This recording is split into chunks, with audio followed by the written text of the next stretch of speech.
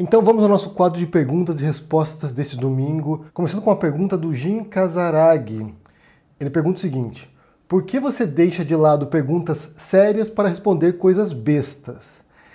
Essa pergunta é importante porque, na verdade, é o propósito desse quadro do final de semana. Porque ano passado eu recebia muitos comentários de pessoas que estavam aqui angustiadas mesmo. Eram muitas notícias ruins, era muita coisa desastrosa, era muita coisa preocupante, e elas diziam que não aguentavam mais. Todos os dias tinha um absurdo comentado aqui no canal, em outros canais da Resistência ou outros canais que falam de política.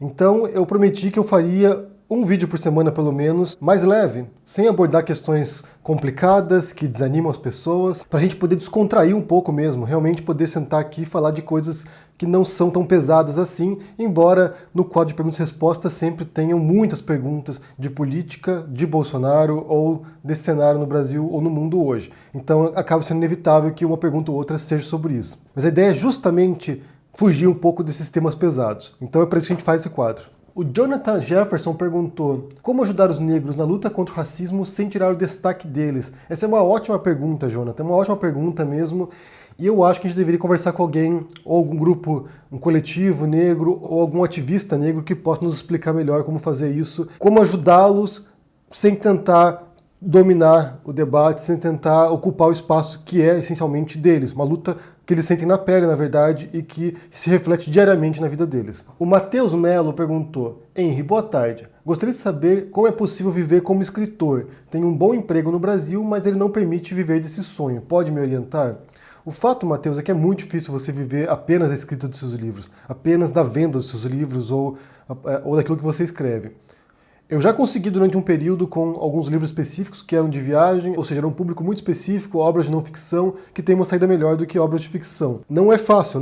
Pouquíssimos escritores, mesmo conhecidos no Brasil, conseguem viver apenas dos livros. Acabam vivendo de eventos, vivendo de outras coisas, na verdade. Muita gente tem trabalho fixo no jornalismo, ou em universidades, ou dão aula, ou faz outras coisas.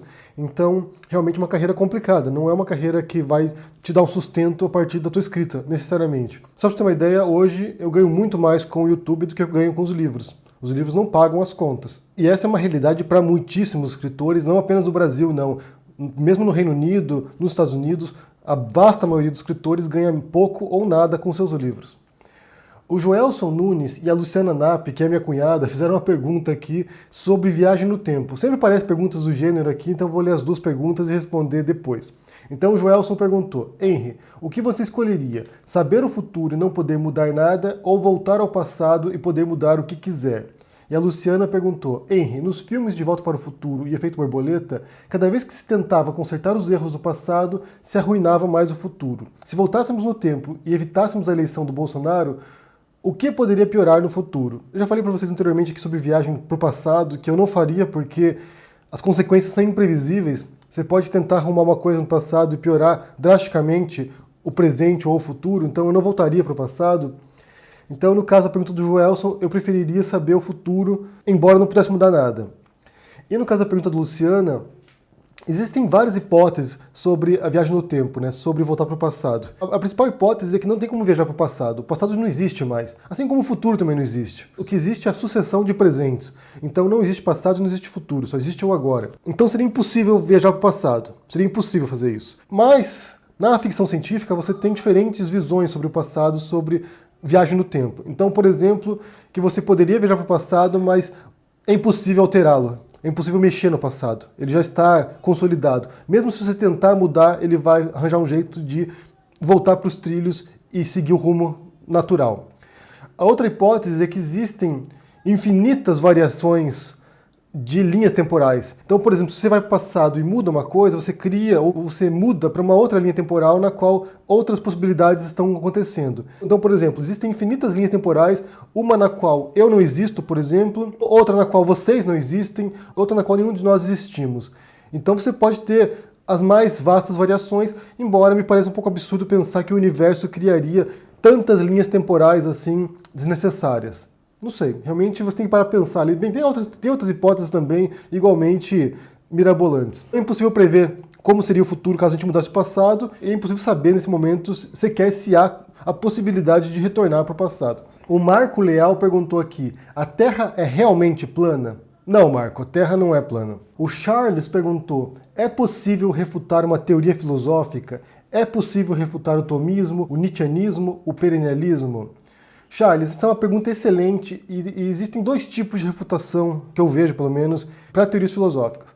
A primeira refutação seria através da argumentação lógica, da estrutura lógica do pensamento. Então, por exemplo, se as conclusões derivam das premissas. Então você tem que analisar o texto, a estrutura do texto, o modo como ele se articula e quais são as conclusões daquele texto. E esse é um trabalho que a gente faz na universidade. Quando você estuda filosofia, basicamente o trabalho que você faz é esse, de análise textual, de análise dos argumentos, de análise da estrutura dos argumentos, das premissas e das conclusões. Então, de fato, nesse molde você pode, assim, refutar argumentativamente, logicamente, o trabalho filosófico. E muitos pensadores acabam fazendo falácias, por exemplo, falácias lógicas, para tentar puxar para certas conclusões. Isso acontece muito. E muitos pensadores foram refutados desse modo. E outro modo também é através da análise empírica. Ou seja, você vê a teoria filosófica, aquilo que o filósofo diz, e você vê a realidade. Se a teoria não está de acordo com a realidade, é falso. Então, assim, você pode fazer isso é feito sistematicamente. Muitos pensadores são refutados por outros pensadores que vão lá e apontam as falhas lógicas ou as falhas empíricas daquele trabalho, e depois há um desenvolvimento para outra teoria, para outro tipo de pensamento. Inclusive, até seguidores de filósofos ou discípulos de filósofos vão lá e questionam o pensador que deu origem ao seu pensamento. Por exemplo, um sujeito estudou um certo pensador, ele vai lá, identifica as falhas do pensamento do autor de origem e cria uma teoria derivada. Isso acontece muito, principalmente porque certas conclusões são verdadeiras em determinado momento e depois, 100 anos depois, por exemplo, essas conclusões já não são válidas mais, é preciso reelaborar a teoria. Então isso acontece muito, às vezes um próprio filósofo mesmo tem uma obra inicial dele, uma obra de juventude, por exemplo, e na medida que ele vai sofisticando a sua teoria, seu pensamento, ele percebe que ele estava errado e transforma a sua teoria também. O Thiago Fabrin perguntou, Henry, fiz composição e regência na Belas Artes do Paraná em Curitiba, e sou pianista também. Gostaria de saber onde você estudou piano e quem foram seus professores. Abraço. Primeiro estudei piano quando comecei numa igreja que tinha perto de casa, que era uma professora que dava aula na igreja. Depois eu fiz na Beethoven House, que é uma escola que tinha perto da Santos Andrade, não sei onde está agora. Depois fui para uma outra escola que eu acho que chamava In Concert, que era uma escola de rock em Curitiba, que eu queria aprender a tocar blues.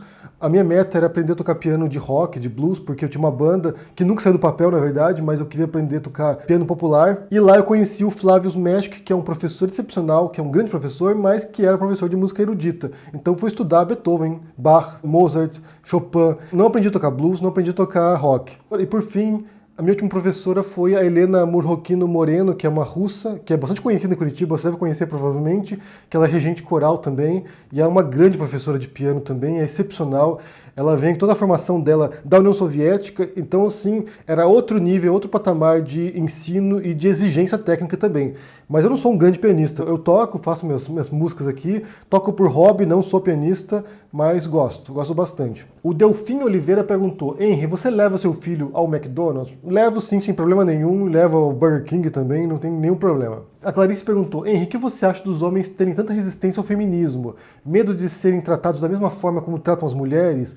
Medo de perderem a posição de privilegiados ou outra coisa? Eu penso que em parte tem a ver, de fato, com a perda de privilégios, com a perda de espaço de postos de trabalho, postos de poder, controle da situação. Isso tem a ver, sim.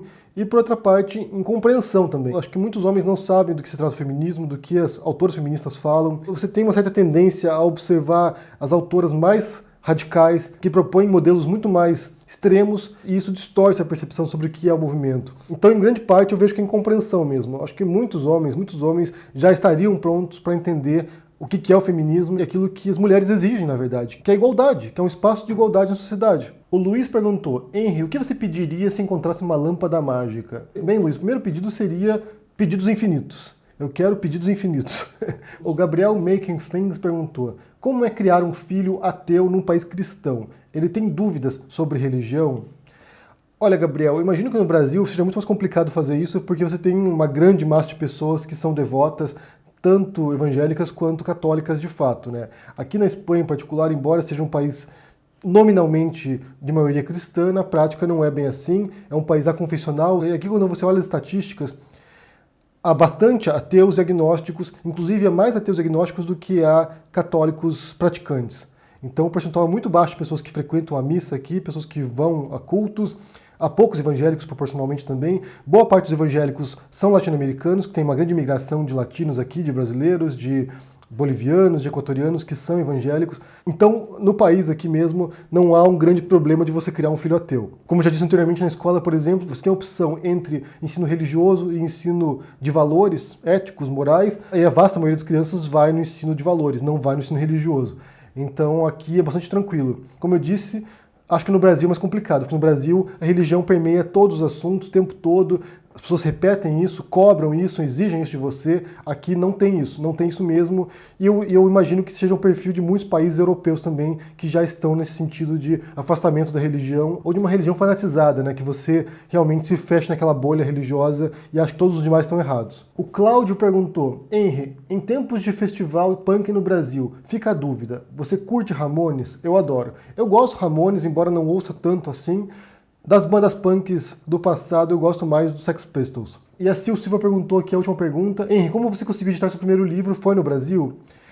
Eu tenho uma carreira longa de autor independente, eu publiquei vários livros independentemente, tanto digitais quanto físicos mesmo, imprimindo os livros e vendendo por conta. Então era uma bandeira que eu erguia, eu acreditava nisso de fato.